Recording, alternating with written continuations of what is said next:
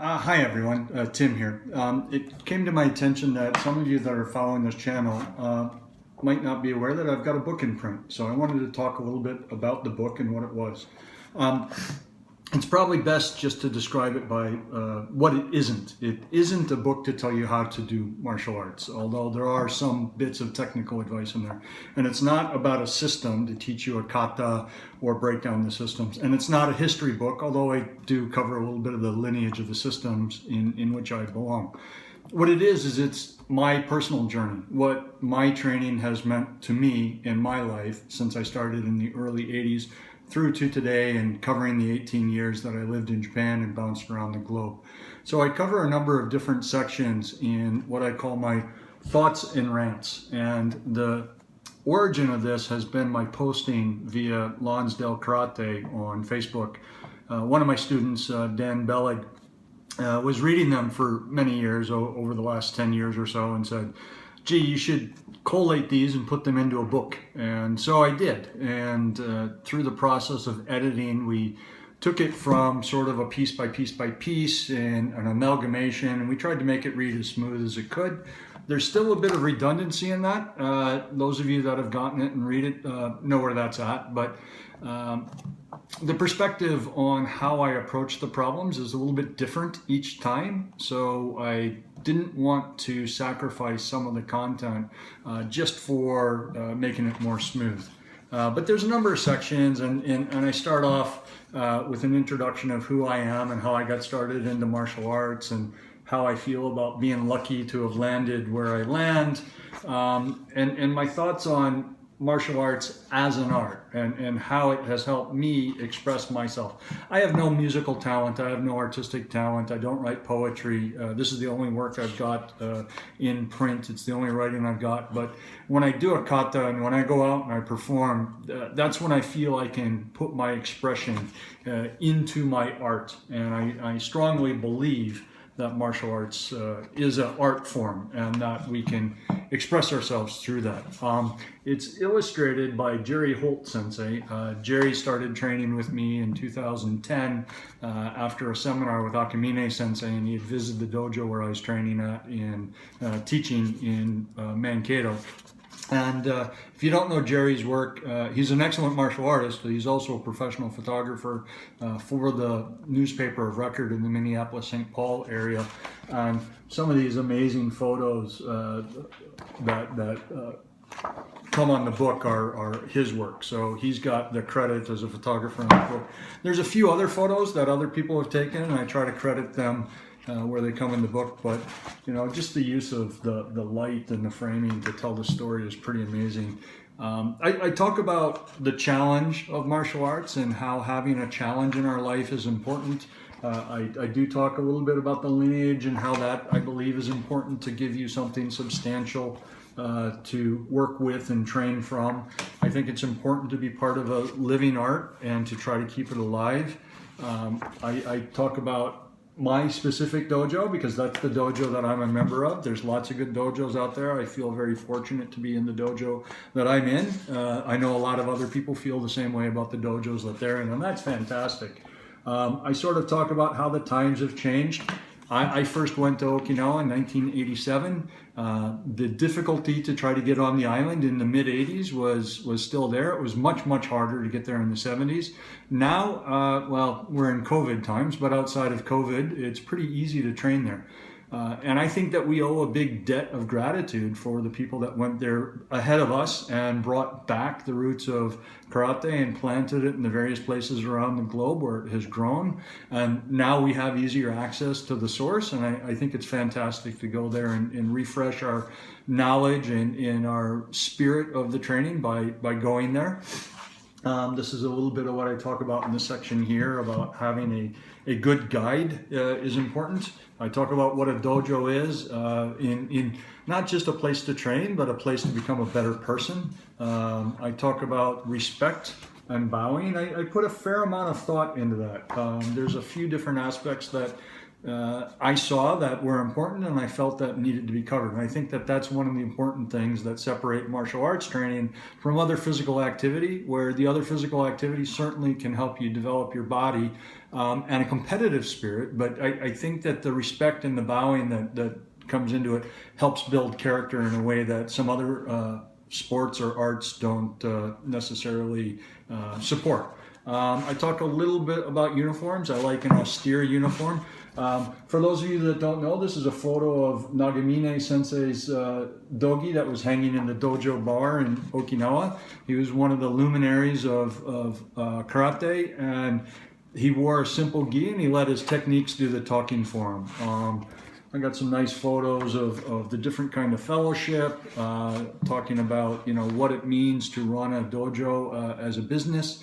I take a pretty hard swing at the commercialization of martial arts and why I feel that undermines a student's future and growth. I believe that it sells out the long-term whole life experience for a quick belt and a quick buck, and I really don't care for that, and it's pretty obvious in my writings. And this section probably got a little bit long, but it brought together a number of different rants that I had written. So you can probably read a few paragraphs of that and skip through. I talk about whether or not the black belt should be a goal. I don't believe it should be the goal. I believe it's a worthy milestone. I talk about language and barriers of language. I mentioned listening with the eyes and how sometimes not being able to speak and communicate forces you to observe better, and that's what happened to me in the 80s. After that, I did learn a certain amount of Japanese, and I was able to hold conversations. It got better and better and better the longer that I lived there. But I still had that initial experience where I had to watch and listen with the eyes, and I think I'm a better martial artist for it. I talk about the importance of being a teacher, what it means, your responsibility for your students. I talk about making sure that you have a certain respect for your lack of understanding and why you shouldn't foray into things that you don't know and maybe lean on other people that know those things better. We talk a little bit about technique. I discuss posture, I discuss stances, I discuss the elements of punching and kicking and the ukeho, the way that we avoid getting hit and meld with the attacks. Talk about distancing. Talk about breathing. I talk about what happens when you go to a dojo and you have multiple seniors and they all do things a little bit differently and how to deal with that in my section on variance. I talk about a little bit of body hardening. I talk about self-awareness for self-defense. I don't think that seminars where they try to convince people that they can defend themselves in 1 hour are doing anybody any favors. I think what they should do is they should introduce people to the idea of being aware of their surroundings, and that training can help them and maybe give them some things to work on, but they should always emphasize follow-up training because we need to make such actions habitual, and you can't learn it in 1 day. If we could learn it in 1 day, we'd be pretty silly to spend so much time and effort into it, right? I talk about my experience with Aikido. I do have a shodan in Aikido. I trained regularly from 1994 to 2001. Had a long hiatus where at best I dabbled in Aikido.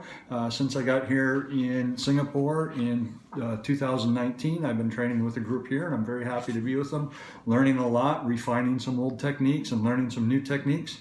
I talk about kata, about how kata are the vessels of the system. I talk about timing, talk about I don't like to stop and have big ki-eyes and big pauses. I talk about why I dislike making it a XMA style flashy performance. That's my personal preference, and I explain why I have that preference. People can agree or disagree, that's fine. I talk about progress and promotion, not skipping steps, making sure that you allow yourself to grow through the system. A lot of people talk about the shuhari. I've got a section on it in here from my own perspective. I talk about titles. A lot of titles are thrown around, and You know, there's a right way to think about them, in my opinion, and there's a way to do them incorrectly.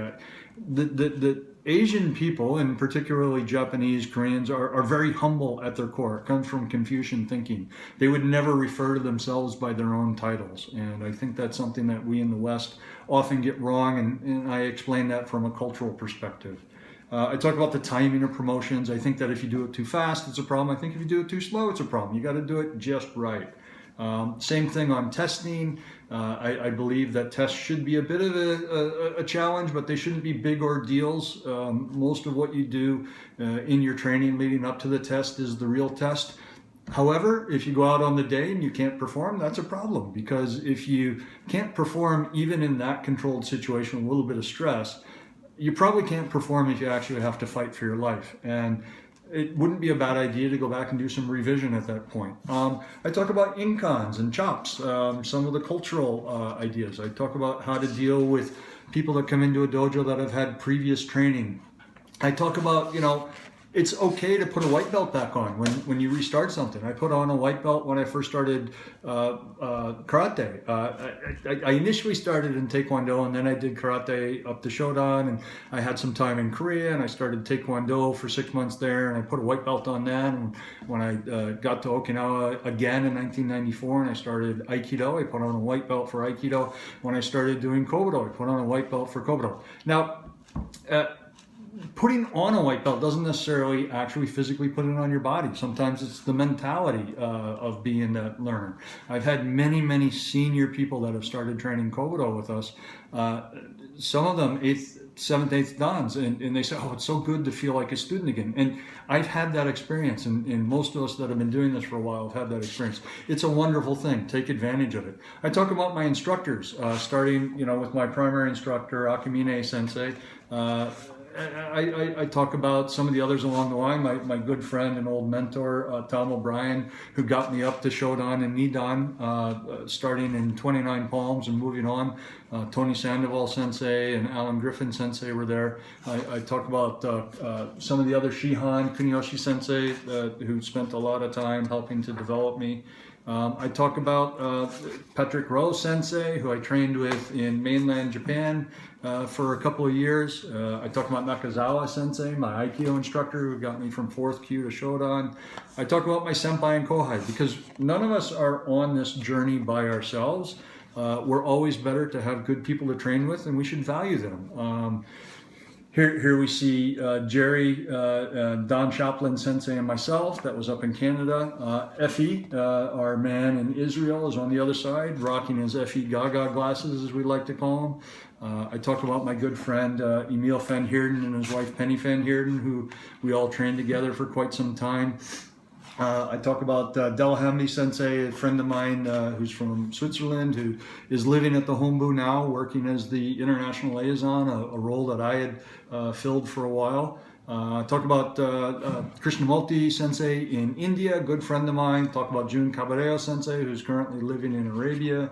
All these people helped encourage me in my training, and I think likewise back and forth. I talk about the guys I met since I returned to the United States and started training Kobudo with Akimine Sensei in our system since my returns. Jerry Holt, Anthony Hathaway, John Kirker. I talk about Itzik Cohen Sensei, also from Israel, runs his own dojo there. Good friend, spent some time with us in Tokyo training, and then went down to Okinawa and trained there.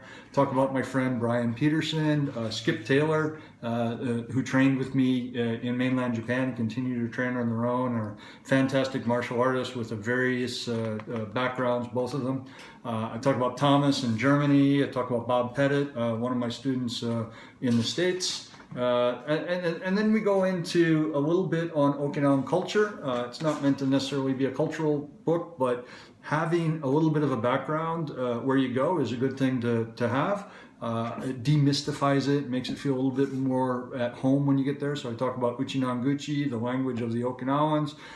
Give a few ideas about Nengajo. It's a big tradition there. I talked about Kijimuna, the sprites that sort of live in trees. I talked about Shisa, Ishiganto, Kariyushi ware. For those of you who have been there for a while, Awamori. It's a wonderful thing. If you haven't had it and you like to imbibe in spirits, I encourage you to try it. talk about ancestor reverence, the different mourning traditions, what happens when somebody passes away and how they think about it. Kaminchu, Nuru, Mabui, some of the belief systems and how they interact together. I talk about Yuta. We discuss a little bit about how Japanese language is a unique thing. They adopted the Chinese writing system and then had to modify it for a different set of grammar. And then I give basically a grid of useful terms that are good for martial arts and just every day getting around. In Japan, I give a fairly decent list of terms here as well. We cover working as a translator, so I've done that. I talk about working with translators and give them some advice for that. Talk about some of the common courtesies in Japan, so you can be aware of them and avoid some faux pas. And then I wrap it up. So if you're interested, it's available in hard copy, and it's also on Kindle as a download and the enterprise license. So if you had an interest and you were to get it, I would appreciate the support. Thank you.